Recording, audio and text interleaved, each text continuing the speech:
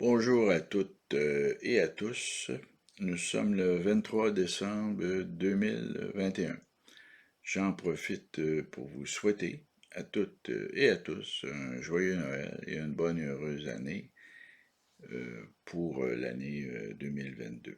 Joyeux Noël, bien sûr, que vous soyez croyant ou non. Il reste que cette fête est le symbole, la manifestation d'une tradition judéo-chrétienne qui remonte à 2000 ans, voire même beaucoup plus si on prend si on prend en compte l'aspect judaïque. La vidéo d'aujourd'hui va porter sur la Chine des oligarques et des collabos. C'est un sujet que je vais développer. D'abord, j'avais recommencé comme j'avais l'habitude de faire ma présentation. Je suis Claude Laferrière, maître Claude Laferrière. Je détiens 2 bacs, 3 maîtrises. J'ai étudié à Georgetown, à Washington.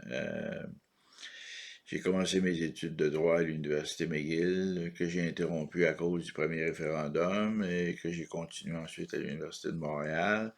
J'ai fait mon stage du barreau à la Commission des valeurs mobilières du Québec. Je pratique le droit depuis 1992. J'ai fait pas mal de bénévolat dans ma vie avec les victimes d'actes criminels, avec le sénateur Pierre-Hugues Boisvenu et pour la revue du barreau, pour laquelle j'ai fait partie du comité de lecture de 2010 à 2020. J'ai été membre des Forces armées canadiennes du Royal 22e Régiment, Force de réserve, ensuite la régulière à l'époque du référendum, du premier référendum. J'ai publié 2 ouvrages de poésie dont je n'ai jamais parlé ou très peu parlé et que je vais aborder à l'occasion de d'autres vidéos en 2022. Cette vidéo, je la produis dans une perspective d'éducation populaire. Je n'accepte aucune donation, il n'y a aucune transaction financière derrière cette vidéo. C'est une autre manifestation de bénévolat de ma part. Je ne fais pas ça sous forme de spectacle. Donc, il y a une certaine spontanéité, un degré de préparation minimum. Et voilà, c'est tout ce que j'avais à dire en ce qui me concerne. Maintenant, passons au sujet de la présente vidéo et que je vais essayer cette vidéo risque d'être assez longue parce que je vais aborder la question très sensible de la Chine à une époque de la pandémie et à une époque où nombre d'entre nous considérons la Chine comme la grande responsable du drame que nous vivons à l'heure actuelle, à savoir la pandémie de la COVID. Simplement pour rafraîchir un peu la mémoire québécoise sur la question de la Chine. J'ai dans ma bibliothèque un petit livre rouge de Mao Tse-tung, les 5 essais philosophiques. À l'époque, au début des années 70, il y avait sur la rue Ontario à Montréal, tout près du poste 4 de la police de Montréal, il y avait une librairie maoïste. Il y avait aussi une librairie marxiste-léniniste sur la rue Amherst à Montréal, dont le nom a été changé récemment pour un nom autochtone en raison des crimes commis par ce général de l'armée anglaise. Et donc, il y avait une librairie maoïste qui était financée probablement par le gouvernement chinois. Là, on est au début des années 70. Et une librairie marxiste-léniniste sur Amherst, probablement financée par le gouvernement soviétique à cette époque-là. C'est avant la chute du mur de Berlin. Voilà. Donc, c'est simplement pour vous aider pour vous situer un peu l'influence maoïste au Québec existe depuis longtemps, tout comme l'influence marxiste-léniniste. Voilà. Maintenant, la Chine des oligarques. Il faut comprendre que originellement, la Chine est un pays qui est un pays communiste, hein, qu'on définit comme communiste, et les 5 essais philosophiques de Mao Tse-tung le démontrent clairement son engagement par rapport au marxisme initial.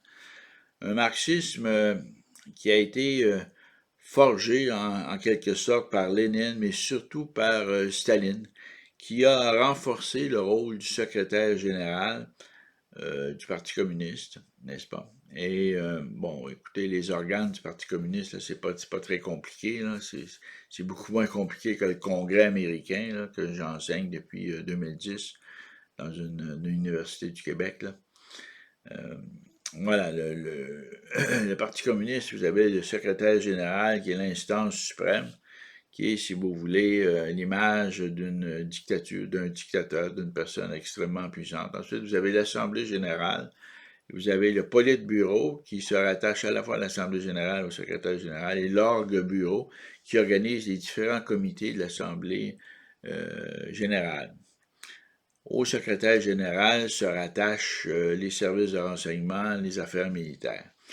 En Chine, je l'ai déjà mentionné dans une autre vidéo, tout ce qui touche le renseignement est directement intégré ou existe sous le parapluie des affaires militaires, du militaire. Donc, on a affaire à une société où le contrôle est par le secrétaire général du Parti communiste est extrêmement important. C'est la raison pour laquelle je dis que l'inspiration communiste, marxiste-léniniste de Mao est en ligne directe avec l'approche stalinienne du matérialisme dialectique. Je ne vais pas entrer dans un cours de philosophie marxiste parce que j'ai été passablement contaminé. J'ai étudié, j'ai fait mon cégep au cégep du Vieux-Montréal à l'époque et tout était orienté vers l'enseignement du marxisme et de la philosophie allemande, hein, Nietzsche, Kant, etc., etc. Toute cette friture-là. Là, bon. Et puis, ce que je vous dirais, c'est que ce que l'on a retenu, surtout en Chine, du marxisme-léninisme, si je prends en compte les 3 phases du marxisme telles qu'énoncées par Karl Marx dans le manifeste du Parti communiste, qui vont être repris un peu d'une certaine manière dans le manuscrit de 44 et dans le Capital, c'est cette idée de la si vous voulez, de la révolution d'abord, ensuite de la dictature du prolétariat, et ensuite de la grande concorde, c'est-à-dire de la disparition de l'État à proprement parler, des organes de police, des tribunaux, etc., pour vivre dans la grande concorde, une sorte de paradis terrestre imaginé par Marx et qui ressemble un peu au paradis terrestre à l'époque d'Adam et Ève. Bon, c'est cette espèce de rêve, de grand rêve où la science remplace la science avec un grand S, n'est-ce pas, qui ne connaît pas de doute, qui ne connaît pas d'incertitude, n'est-ce pas, la science, ce qu'on connaît un peu aujourd'hui à l'époque de la pandémie, là, où on voit dans les médias la science, c'est comme s'il n'y avait pas de doute, comme s'il n'y avait pas d'hypothèse, comme si... Non, la science, là, à ce moment-là, on bannit la religion, qui est l'opium du peuple, et là, on instaure un État très puissant qui contrôle la population et fournit des services, fournit une destinée, des plans quinquennaux, etc. Mais ça, je vais y revenir un peu plus tard. Donc l'inspiration chinoise du marxisme est en directe continuité de Staline qui, lui, renforce le rôle du secrétaire général. Et il faut bien comprendre qu'en Chine, il n'y a pas d'opposition. Mais ça, je vais y revenir un peu plus tard. Il n'y a pas de parti d'opposition, de débat politique. Il y a une assemblée générale et tout le monde est dans la ligne marxiste, léniniste, maoïste, d'inspiration stalinienne. Et ça, c'est un point que Karl Marx, dans son manifeste du Parti communiste, évite d'aborder, à savoir le rôle du secrétaire général.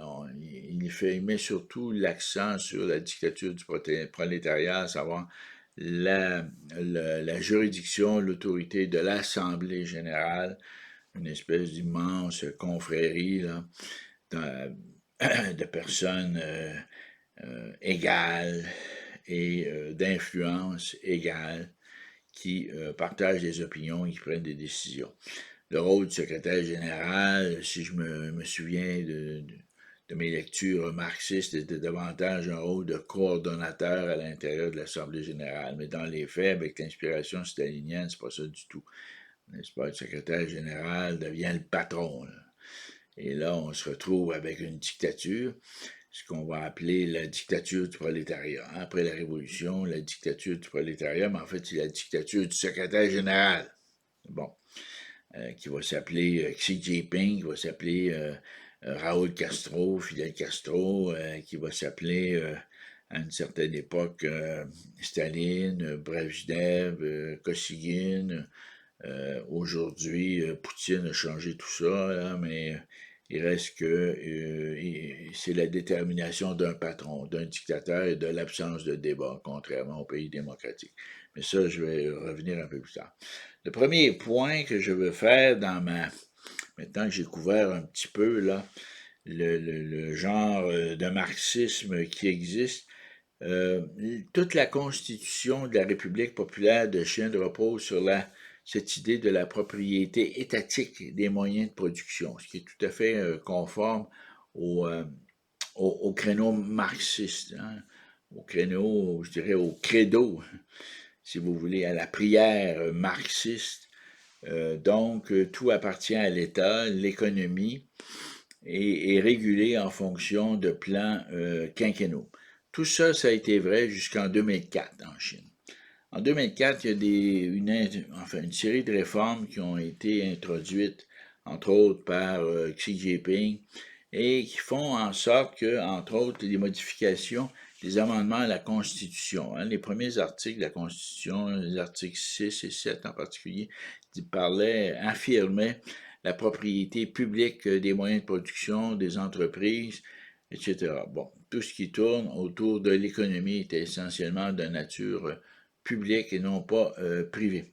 En 2004, on a introduit cette possibilité, qu'il y ait des entreprises, des moyens de production qui ne soient pas sous la houlette de l'État. Autrement dit, qu'il pourrait y avoir des entreprises privées, des moyens de production privés, par contre, toujours sous un certain contrôle de l'État qui doivent agir conformément à la loi, évidemment, comme ici, là. Et ce sont les articles 11, 13 et 15 qui annoncent ça, à savoir des entreprises qui ne sont pas publiques ou étatiques, mais qui doivent quand même se conformer aux lois. C'est à partir de ces amendements qu'on va se retrouver en Chine aujourd'hui, dans un pays communiste, entre guillemets, qu'on va se retrouver avec des millionnaires, des milliardaires. Certains d'entre eux, d'ailleurs, ont été obligés de fuir le régime, se sont réfugiés à New York parce qu'ils étaient passablement corrompus. Mais il reste que le principe d'une entreprise privée relativement indépendante existe en Chine. C'est ce qui fait qu'on va vous retrouver aujourd'hui dans un pays communiste où il y a des millionnaires. Croyez-le ou non, c'est un non-sens. Karl Marx va certainement se retourner dans sa tombe, là.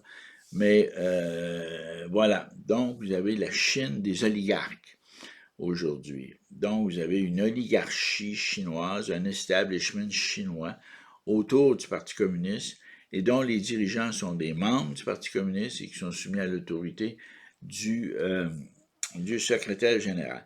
C'est ça qui fait qu'aujourd'hui, lorsqu'on parle du régime communiste en Chine, c'est assez troublant. En fait, ça n'est plus vraiment un régime communiste à partir du moment où on admet la possibilité d'entreprises de moyens de production qui ne sont pas sous l'autorité directe, qui ne sont pas de nature publique, mais qui sont plutôt de nature carrément là, privée, et que le profit et en quelque sorte l'ambition personnelle sont reconnus comme des motivateurs, si vous voulez, de l'économie. On se retrouve dans une situation de communisme ambivalent, n'est-ce pas? Et voilà, c'est la raison pour laquelle on a un peu de difficulté à saisir, à capter le modèle chinois. On ne comprend pas trop ce que ça veut dire le mot maintenant communiste en Chine. Parce que, bon, quand vous avez des gens qui se promènent en Mercedes et que vous avez un crime organisé qui se développe à l'intérieur de la frontière, que ce soit dans le domaine de la prostitution, la drogue, etc., c'est évident qu'il y a des dérapes majeures par rapport au modèle marxiste initial qui, en quelque sorte, donnait tout le contrôle à l'Assemblée générale du Parti communiste et de ses membres. Et à ce moment-là, tout ce beau communautarisme initial a carrément dérivé vers un individualisme qui parfois a des allures criminelles.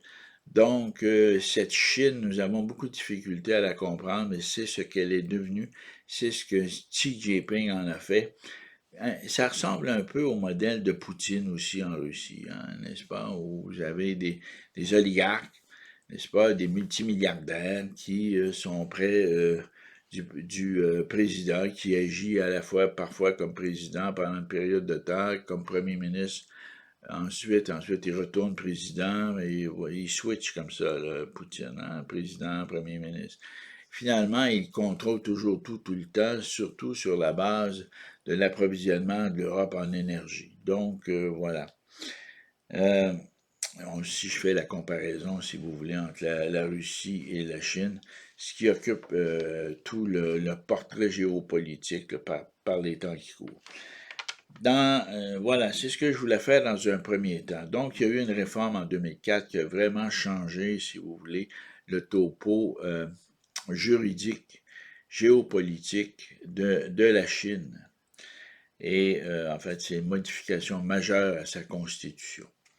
Voilà. Dans un deuxième temps, je vais couvrir en 16 points l'histoire de la Chine pour comprendre je vous dirais, la posture mentale de la Chine aujourd'hui, pourquoi elle est si arrogante, si sûre d'elle.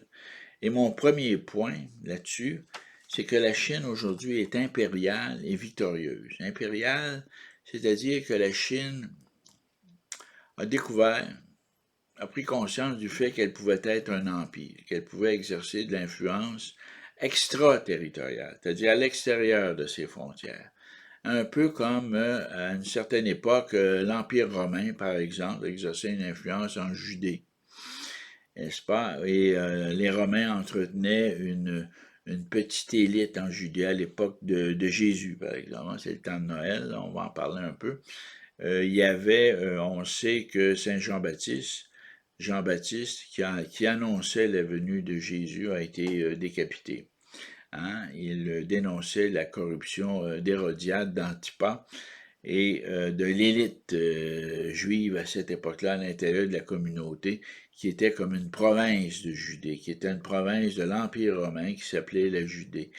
Et Jésus n'était pas un terroriste, lui, il avait un message, en fait, qui venait en ligne directe de Moïse, et ce que les Romains n'ont pas compris, parce qu'eux, ils avaient une vision très polythéiste de la religion, de la foi, donc c'était incompatible avec eux.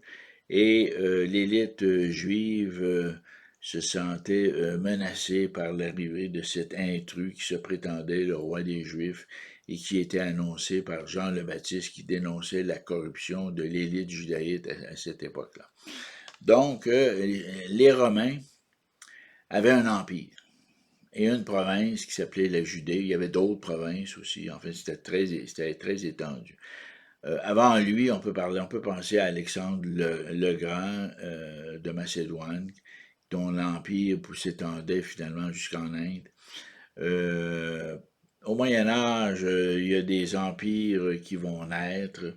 On pense à la France, l'Angleterre, le Portugal, qui va développer le Brésil, l'Espagne, l'Amérique du Sud, l'Amérique centrale. Donc, finalement, l'Angleterre avec le Canada, hein, ce qui nous concerne directement. Finalement, les Américains. Bon. Tout ça pour dire que la Chine prend conscience du fait qu'elle peut avoir une sphère d'influence extérieure et développer des collabos dans différents pays, dans d'autres entités, dans d'autres juridictions nationales. Elle le fait par le biais du commerce international, par le biais d'une vision globale, de cette espèce de globalisme, mondialisme qui s'est développé au cours des dernières années, beaucoup sur l'influence de la Chine. Les Américains, bien sûr, ont voulu en profiter. Nos oligarques locaux au Canada, au Québec, ont voulu en profiter. Les Américains ont voulu en profiter. Résultat, tout le monde est un peu tombé dans le piège. Résultat, aujourd'hui, c'est la Chine qui tire les ficelles et non pas l'inverse. N'est-ce pas? C'est la Chine qui exerce un contrôle en matière économique et qui veut exercer un contrôle en matière politique. D'ailleurs, l'arrivée de Joe Biden au pouvoir aux États-Unis est un peu l'expression de ce contrôle. La Chine était complètement incompatible avec Donald Trump, donc la Chine a débarrassé les Américains de Donald Trump pour le meilleur comme pour le pire. Je ne me prononce pas là-dessus, mais je veux simplement vous dire que Joe Biden est très pro-chinois, même si parfois il lève le ton, là. C'est une farce, ça, cette histoire-là, là, comme le boycott des Jeux olympiques, le boycott diplomatique des Jeux olympiques, alors que les athlètes vont y participer. Là. Écoutez, là, je pense qu'on nous rit en pleine face. Là. Et toute l'histoire de la pandémie, en tout cas, je vais revenir là-dessus. Là. En somme, la Chine a pris conscience qu'elle peut être impériale et elle exerce son impérialisme, un impérialisme commercial, financier, et qui devient de plus en plus politique, voire militaire. Tantôt, je vais aborder la question de la pandémie, là, vous allez voir qu'il y a une continuité dans tout ça. Et elle est victorieuse. Hein? La Chine est impériale et victorieuse. Victorieuse, qu'est-ce que ça veut dire? Ben, ça veut dire que depuis la Deuxième Guerre mondiale, la Chine n'a jamais subi de défaite. Hein? Voire même avant. Ça remonte même avant, ça remonte même à l'époque, si vous voulez, de la Deuxième Guerre de l'opium, à l'époque de la reine Victoria, hein, la création du Canada, 1867. La reine Victoria, qui était une souveraine un peu spéciale, une Allemande, et mariée à un Allemand, d'ailleurs, Saxe-Cobourg, Gotha. Vous savez, ici, au Canada, on a vécu un peu cette idée de l'impérialisme anglais avec le rapport de Durham, l'acte d'union de 1840, suite à la révolte des Patriotes. Là, je fais un peu un aparté, là. Et l'impérialisme anglais, en quelque sorte, voulait rétablir l'ordre de façon extrêmement dure par rapport aux Canadiens français. Et, passez-moi l'expression, vous nous faire subir une série de défaites là, suite à la bataille des plaines d'Abraham. Et là, la révolte des Patriotes a été aussi une autre défaite. Et l'affirmation, si vous voulez, de l'acte d'union qui créait une seule assemblée pour le Haut et le Bas-Canada que l'acte constitutionnel de 1791 avait créé. Avec 1840, l'acte d'union, Westminster veut reprendre le contrôle, veut mettre fin à toutes les rébellions, parce qu'il faut dire que, bon, qu'il y a une rébellion dans le Bas-Canada, les Patriotes, mais dans le Haut-Canada, ça n'allait pas tellement bien non plus, parce qu'il y avait un parti républicain, et les loyalistes, une partie des loyalistes avaient décidé finalement que l'idée de l'indépendance américaine, c'était peut-être pas si bête que ça, et qu'il faudrait peut-être joindre les Américains. Donc, il y avait un mouvement républicain du côté du Haut-Canada. Il y avait un mouvement républicain aussi, sous l'impulsion de Louis-Joseph Papineau dans le Bas-Canada, et ce qui a mené à une révolte armée, ce qui a forcé Westminster à agir, à envoyer ici des mercenaires allemands, des hanovriens, des Esséniens, des gens qui parlaient ni anglais ni français, parlaient allemand. Ils sont venus rétablir l'ordre, enfin, rétablir l'ordre. Ils ont mis le feu à aux fermes, probablement, il y a toutes sortes d'histoires d'horreur. Ils auraient violé nos femmes à l'époque. C'était pas, écoutez, c'était une répression, là, la bataille de Saint-Eustache, et tous les combats le long du Richelieu à Saint-Mathieu, dans ces coins-là. Tout ça, ça a été des événements extrêmement tragiques, une répression absolument épouvantable. Et ça, c'était à la limite du début du règne de Victoria. Par la suite, ça s'est continué. Et finalement, suite, si vous voulez, à l'époque de la guerre de sécession des États-Unis, on savait que le général Grant voulait possiblement envahir le Canada. Donc, pour rétablir la paix avec les Canadiens français, on nous a donné l'acte d'Amérique du Nord britannique, précédé du Colonial Law Validity Act de 1875. Tout ça pour vous expliquer un peu l'impérialisme, comment ça peut jouer, comment ça le jouer avec nous. Donc, nous avons subi, nous, les Canadiens français, des défaites, et on sait ce que l'impact que ça a sur le moral. N'est-ce pas? Parce qu'en temps de guerre, hein, ce qui est important, c'est le moral. Hein, les trois éléments importants de la guerre, le moral et le moral. Quand vous n'avez plus de morale, ben là, écoutez, vous n'allez pas à la guerre. Hein? Bon. Donc, mais ce que je veux vous dire, c'est qu'à la même époque, en Asie, il y avait la guerre de l'opium. Il y a eu deux guerres de l'opium menées par la reine Victoria, la même qui nous a donné l'acte d'Amérique du Nord britannique. Et la Chine a remporté ces deux guerres, ils ont chassé les Anglais. Donc, la Chine a commencé à être victorieuse. Un peu plus tard, le mouvement nationaliste a pris de l'ampleur avec Chiang Kai-shek, et par la suite de 1917, eh bien, il va se produire la révolution marxiste et l'arrivée de Mao Tse-tung. Bon, là, je vais revenir là-dessus un peu plus tard. Donc, la Chine a une posture depuis Mao Tse-tung, même depuis Chiang Kai-shek, une posture victorieuse. Et la Chine a remporté la guerre du Vietnam. C'est pas le Vietnam, c'est pas le peuple vietnamien qui a remporté la guerre du Vietnam, là, hein. C'est les Chinois et les Russes qui étaient derrière. Donc, le Viet Cong était supporté.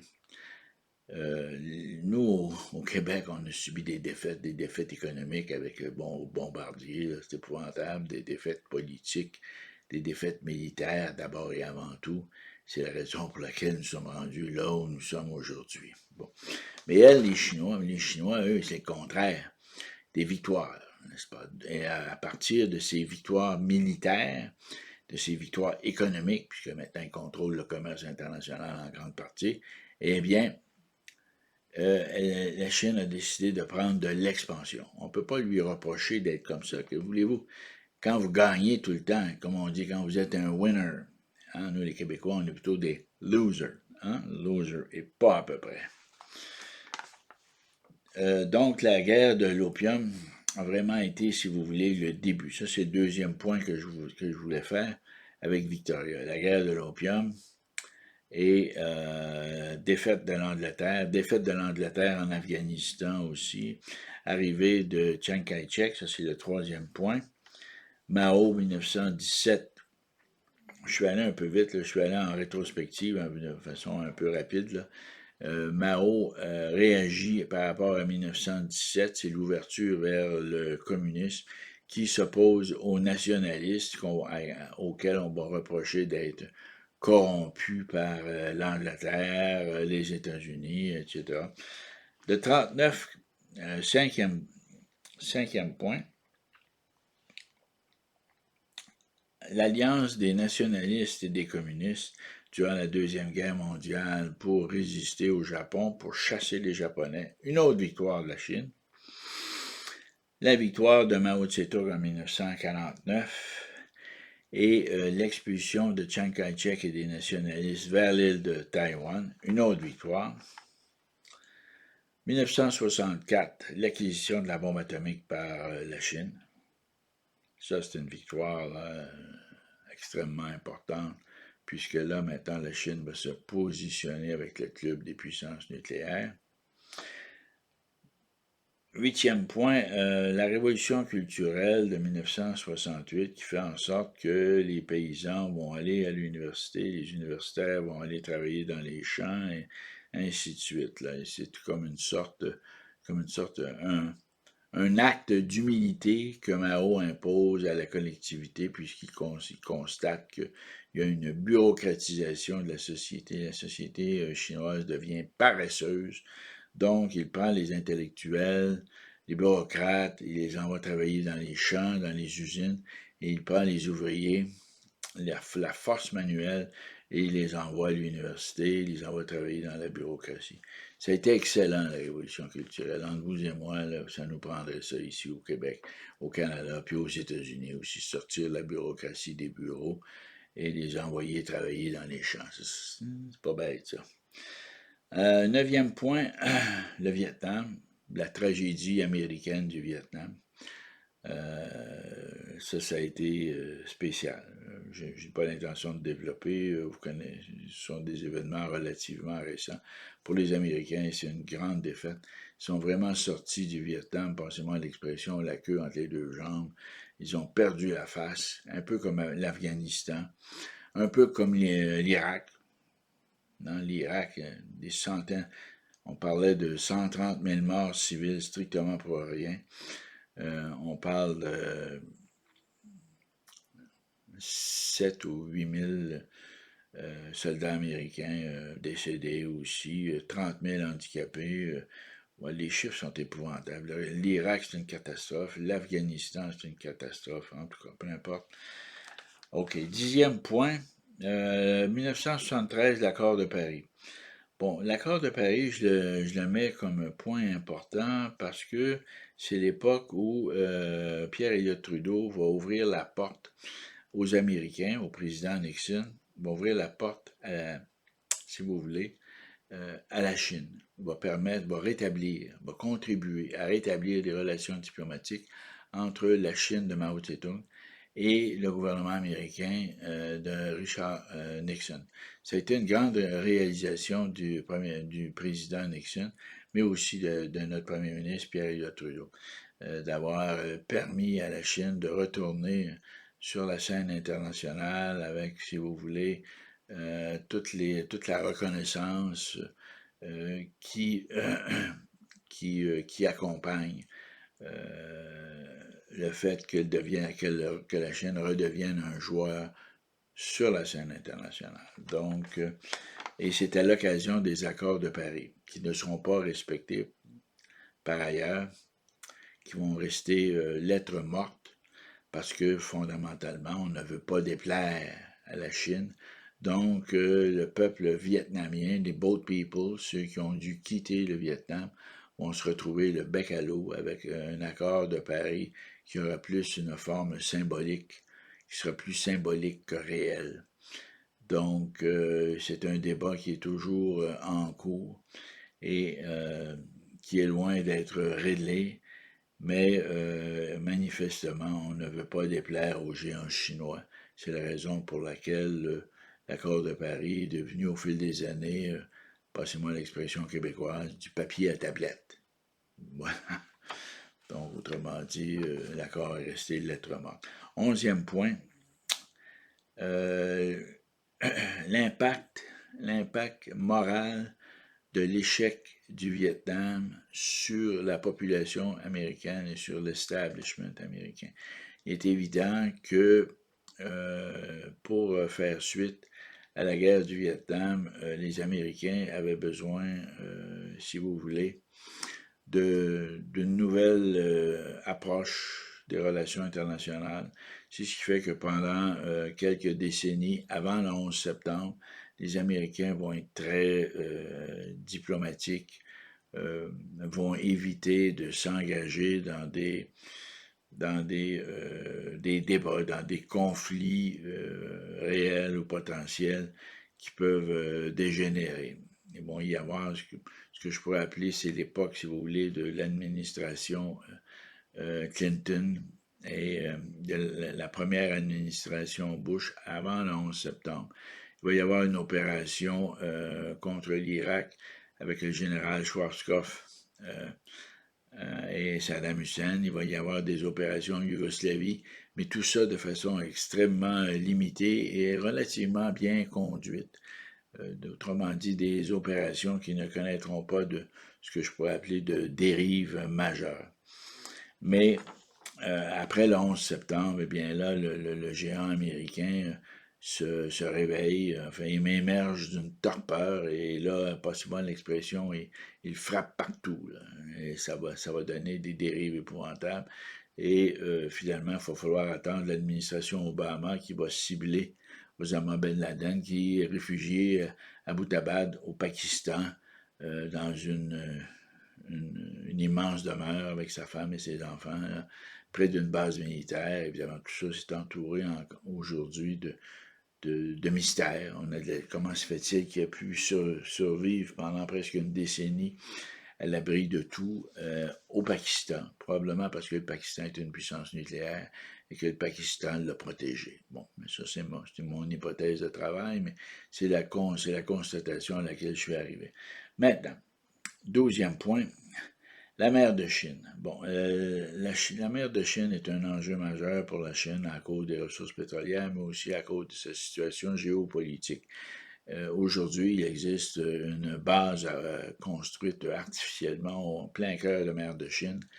Et l'enjeu de la mer de Chine a commencé, si vous voulez, par un arbitrage avec les Philippines qui contestaient les travaux, la juridiction de la Chine sur la mer de Chine. Arbitrage international que les Philippines ont remporté, mais que la Chine n'a pas reconnu.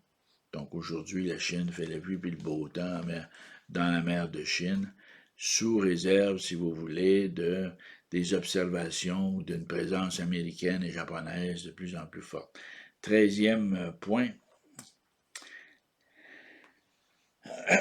les amendements de 2004 qui ont ouvert à la Chine, si vous voulez, au commerce international. Enfin, la Chine a littéralement, si vous voulez, relancé ou lancé une approche originale du commerce international et de la globalisation de l'économie.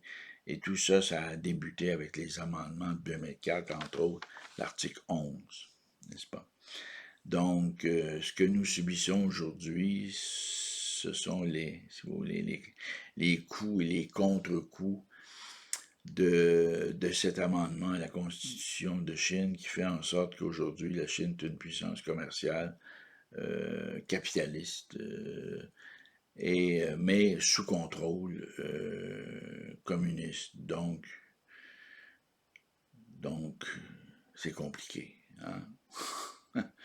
C'est compliqué. Il y a une propriété de l'État, ensuite c'est la propriété privée, vous avez des oligarques. Hein? Un pays communiste avec des multimillionnaires.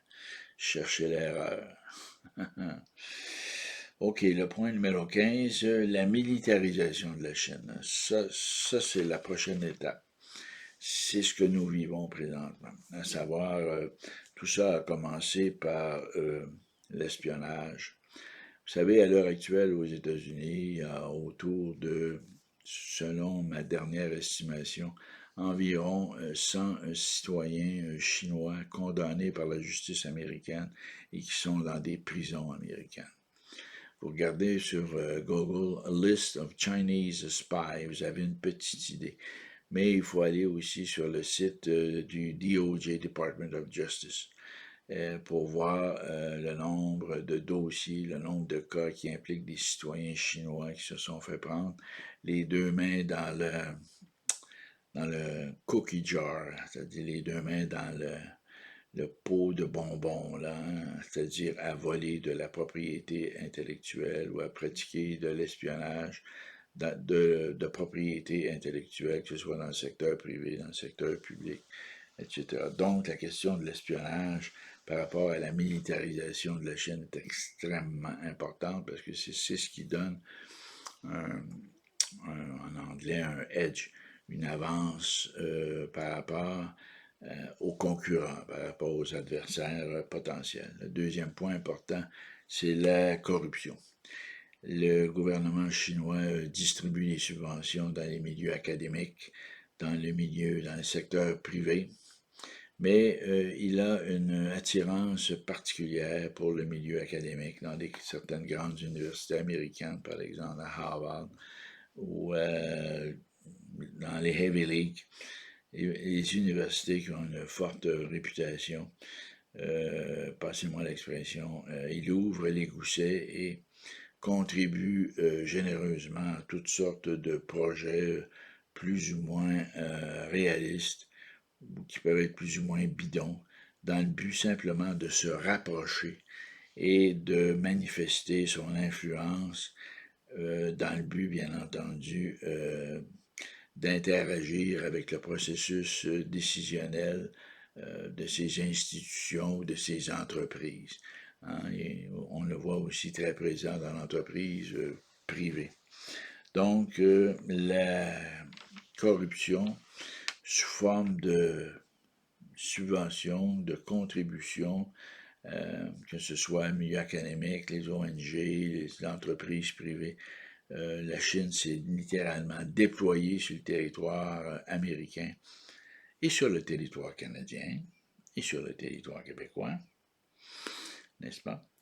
Et cherche pour prendre le contrôle complet des oligarques, influence le politique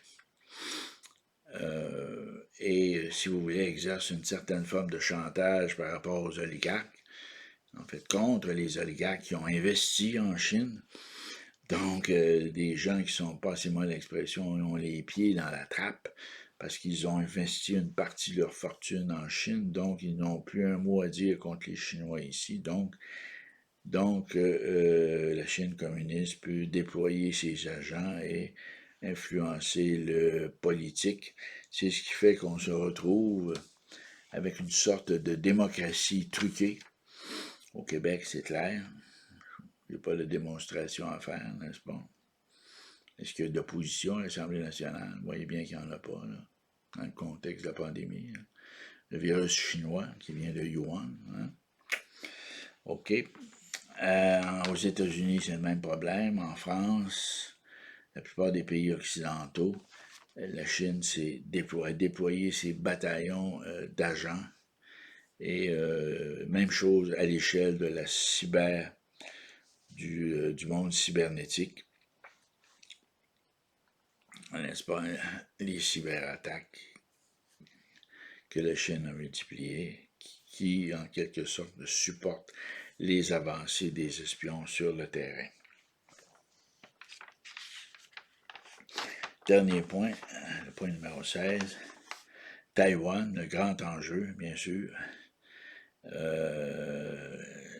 ça se prépare. Taïwan est perçu comme une province renégat, une province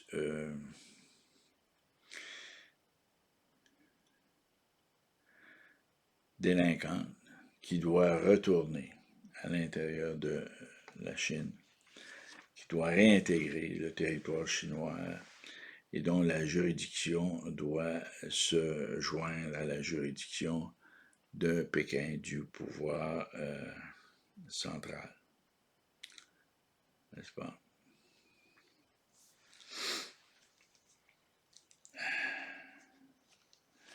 Voilà.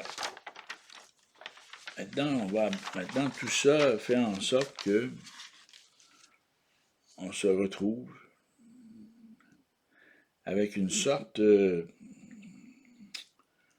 comment dire, une sorte de super État voyou qui ne respecte à peu près aucune règle et qui fonctionne sur le principe de la force et de la ruse, n'est-ce pas? Autrement dit, on a abandonné d'une certaine manière Karl Marx, l'idée de l'égalité, les idées républicaines de liberté, égalité, fraternité, les idées de la lutte des classes.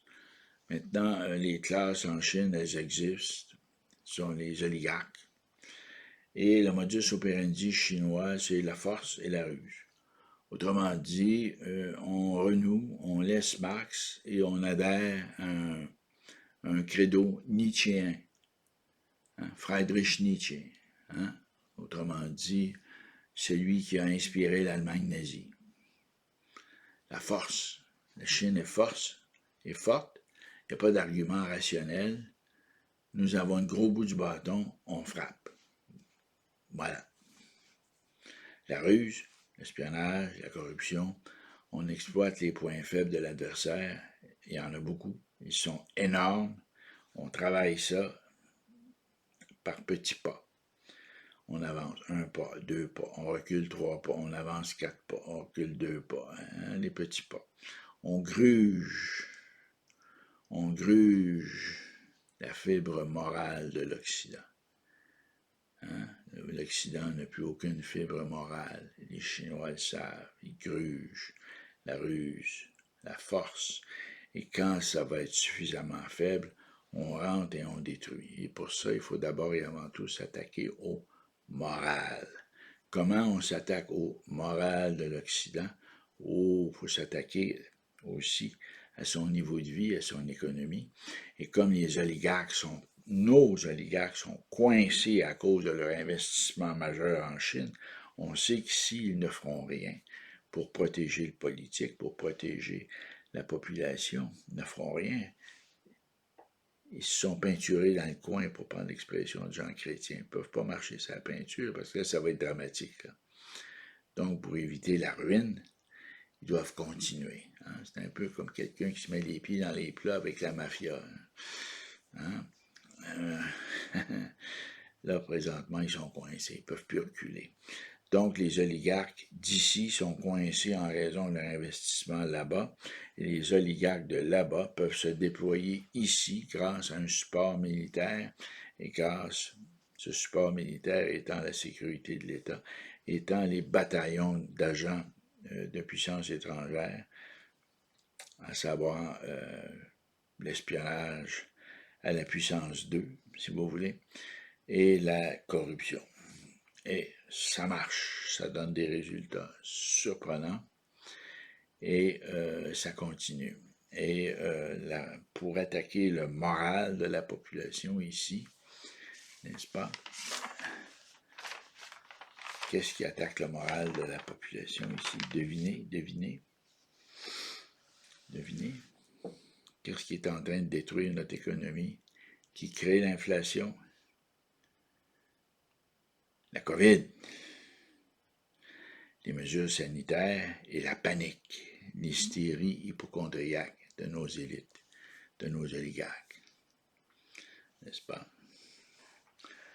Mais ça, je vais y revenir dans 2 minutes. L'autre point que je voulais aborder maintenant, c'est la Chine, la gestion à l'interne. Comment cet État qu'on va définir comme un État voyou, un État nucléaire voyou, qui agit sur la base de la force et de la ruse, comment gère-t-il à l'interne? Ben, c'est pas compliqué. Vous demanderez aux deux Michael. OK, premier point. Il n'y a pas d'opposition politique en Chine. Il n'y a pas de parti d'opposition, il n'y a pas d'élection. C'est l'Assemblée générale du Parti communiste qui mène tout. Il n'y a pas de syndicat. Il n'y a pas de syndicat. Il n'y a pas de manifestation. Il n'y a pas de grève, il n'y a pas de ligne de piquetage.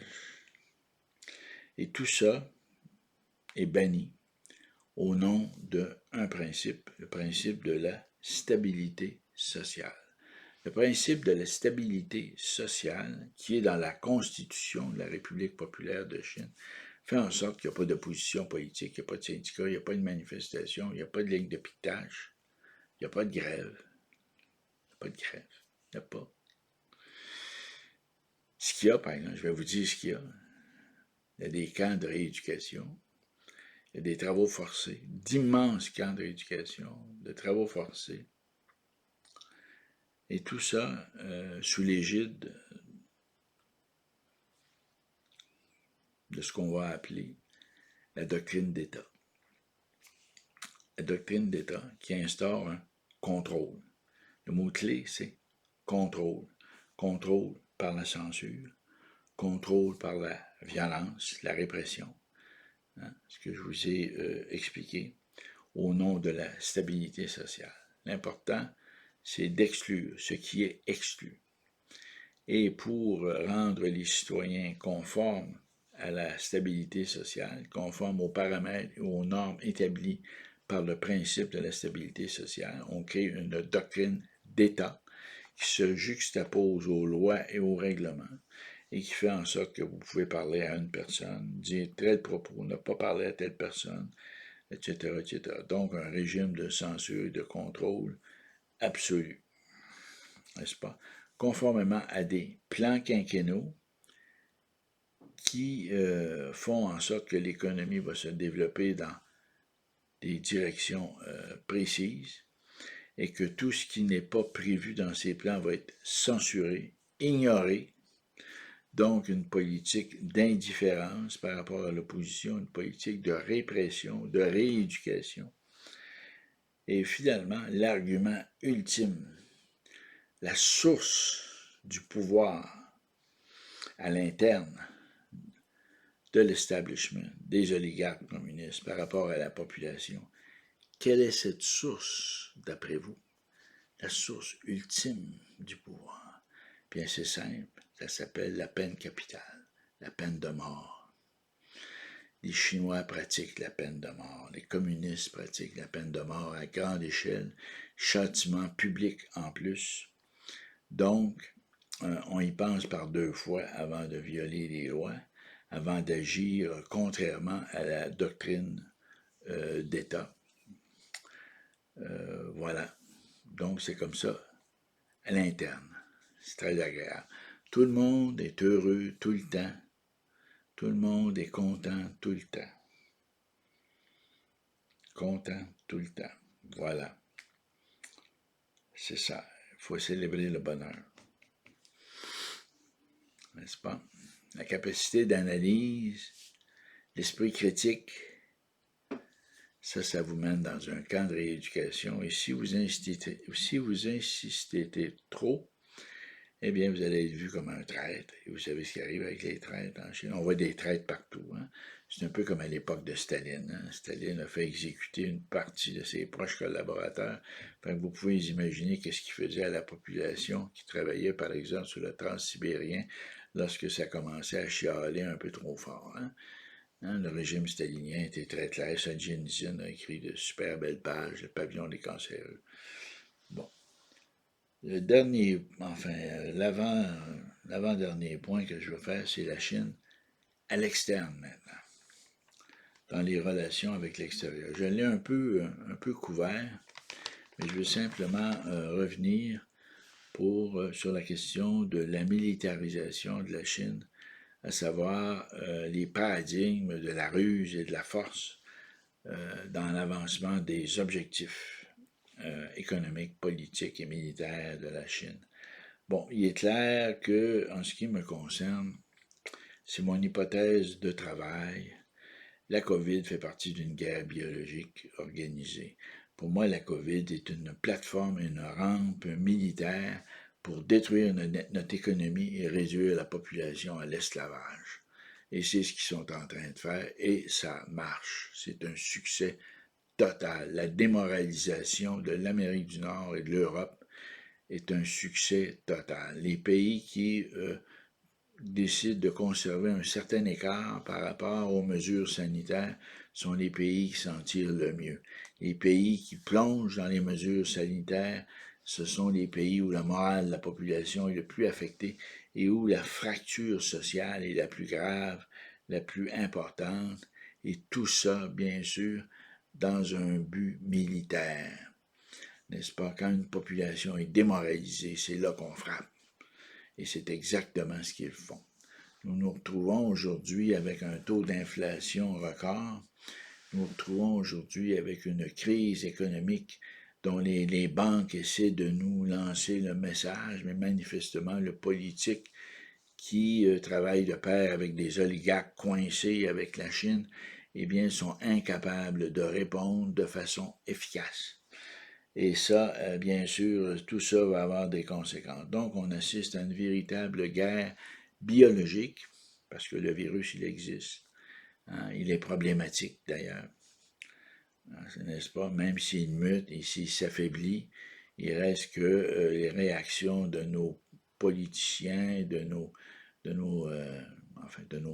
experts, ces réactions sont excessives, ce qui est tout à fait conforme à cette idée de démoralisation de la population, n'est-ce pas? Et les limitations imposées par les mesures sanitaires vont nous plonger dans une crise économique qui a déjà commencé, qui fait déjà des ravages épouvantables. Sur le plan sociétal, la question de santé mentale, de suicide, tout ça, là, écoutez, c'est historique. On assiste présentement à une démocratie truquée au service de la Chine et à un drame humain incroyable. Incroyable. Il aurait fallu évidemment faire beaucoup plus pour résister à cette influence. Donc, nous sommes vraiment dans une guerre biologique qui a des conséquences psychologiques et médicales énormes, mais où l'aspect psychologique, avec le temps, l'emporte de loin, l'aspect psychologique et économique l'emporte de loin sur l'aspect médical. Ce qui, à mon point de vue, c'est mon hypothèse de travail, fait partie d'une planification de guerre. Ce n'est pas quelque chose d'innocent. Il fallait résister à ça. Il fallait surtout s'inspirer de Winston Churchill durant la Deuxième Guerre mondiale. Vous savez, alors que les Allemands bombardaient Londres, eh bien, tous les pubs à Londres étaient ouverts et les soldats, les aviateurs, les marins dansaient et prenaient une bonne bière. Hein, les pubs étaient fréquentés, même dans les heures les plus difficiles. Pour Churchill, c'était clair que le moral de la population, c'était la première arme de résistance, la première réponse à l'attaque. La première réponse à l'attaque des nazis. Maintenant, nous subissons de la part de nos propres élites une démoralisation sans précédent, un effondrement économique sans précédent. Écoutez, c'est dramatique ce qui se passe. Mais ce n'est pas sans rappeler les années 30, à l'époque de Neville Chamberlain, avant que Churchill devienne premier ministre, où Neville Chamberlain était prêt à faire la courbette devant Hitler pour éviter une guerre, ce qui faisait l'affaire des oligarques, entre autres les Ford, les Rockefeller aux États-Unis, mais aussi d'une certaine élite économique en Angleterre et en France, qui avait une admiration sans borne pour Adolf Hitler à cause de 1917. Hein, n'est-ce pas, 1917 qui a été d'une certaine manière la première affirmation si vous voulez, de la révolution bolchevique qui a mené au communisme, qui a mené à l'URSS, etc. Donc, ils se sentaient très menacés, ces oligarques, de même que les monarchies européennes, qui étaient au bord du renversement, d'être renversées par des grandes centrales syndicales qui menaçaient le capital aux États-Unis et en Europe en général. Donc, il faut comprendre que ce à quoi on assiste aujourd'hui donne de plus en plus l'impression d'être un remake des années 30, du début des années 30, à l'époque où l'Allemagne était bien vue, bien perçue comme étant une puissance industrielle et scientifique, avec le développement de l'automobile, des autoroutes, de l'électricité généralisée, là, et que les modèles américains aussi étaient tout à fait dans la même veine. Et aujourd'hui, on assiste, autrement dit, les oligarques des années 30 et les oligarques d'aujourd'hui, finalement, pêchent par les mêmes excès, les mêmes abus. Et on se retrouve finalement à la merci de l'ennemi chez nous, dans nos foyers, dans nos demeures. Autrement dit, l'ennemi s'installe. Et on se serait attendu à une forme de résistance, à une forme de coalition, d'union de toute la population contre un ennemi commun. Au lieu de ça, on assiste à des fractures. Des fractures au Québec, c'est incroyable, entre les croyants, les non-croyants, les anglophones, les francophones, les communautés ethniques, les vaccinés, les non-vaccinés. Tout est fait pour la défaite et donner le pouvoir à l'ennemi. N'est-ce pas? Tout est tout défait. La démoralisation, l'effondrement du niveau de vie, l'inflation. Nous sommes dans la fracture absolue. Pour conclure, je vous dirais que nous vivons l'alliance des collabos et des oligarques chinois sur une base de démocratie truquée, d'une posture internationale qui nous menace, qui menace ce que nous sommes. Donc la Chine est vraiment impériale et victorieuse. Et nous, au Québec, au Canada et aux États-Unis et en France, nos dirigeants ont levé le drapeau blanc parce qu'ils ont investi de leur richesse en Chine. Parce qu'ils ont voulu, en quelque sorte, combattre le syndicalisme, profiter de la fiscalité internationale, profiter d'une main-d'œuvre esclavagiste, d'une approche esclavagiste de la main-d'œuvre en Chine pour augmenter les profits, devenir de plus en plus riches. C'est exactement le scénario des années 30 avec les Ford, Rockefeller, les Krupp, les Siemens, les grandes alliances industrielles contre les bolcheviks de 1917.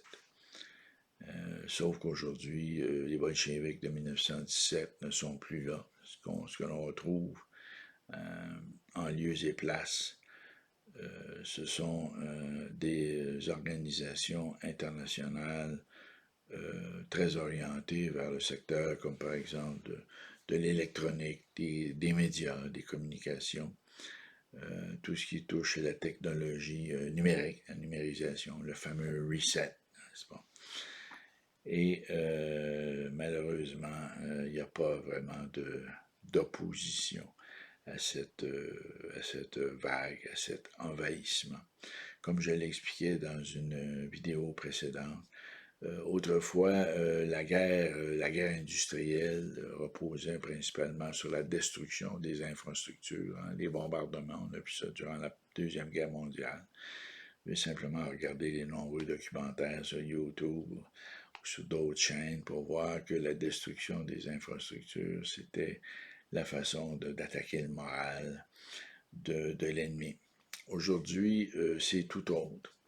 On attaque le moral de l'ennemi, mais il faut préserver, tout en préservant les infrastructures, parce que de toute façon, il va falloir reconstruire une fois que la victoire va être consommée. Donc, l'approche est différente. On attaque le moral de la population pour réduire la population à l'esclavage. Donc, le but de l'opération de guerre n'est pas de détruire les infrastructures, mais de réduire la population à l'esclavage. Une population devenue vulnérable à cause de la hantise du virus ou Omicron, n'est-ce pas? Et voilà, il n'y a rien de, si vous voulez, de très joyeux dans tout ceci à la veille de Noël.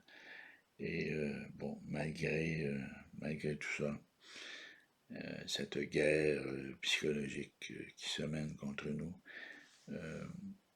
eh bien, malgré tout ça, je vais vous renouveler mes vœux de joyeux Noël et de vous inviter à la prière, et en espérant que les leaders religieux qui étaient à une certaine époque l'opposition aux abus de l'État, eh bien que nos leaders religieux se réveillent et affirment leur leadership et fassent en sorte que la Chine ait finalement une véritable opposition qui puisse unifier nos communautés pour mieux résister à cet envahisseur qui veut nous réduire, détruire notre économie, nous réduire à l'esclavage. Voilà, c'était tout pour aujourd'hui. Je vous souhaite une bonne journée et à la prochaine en 2022.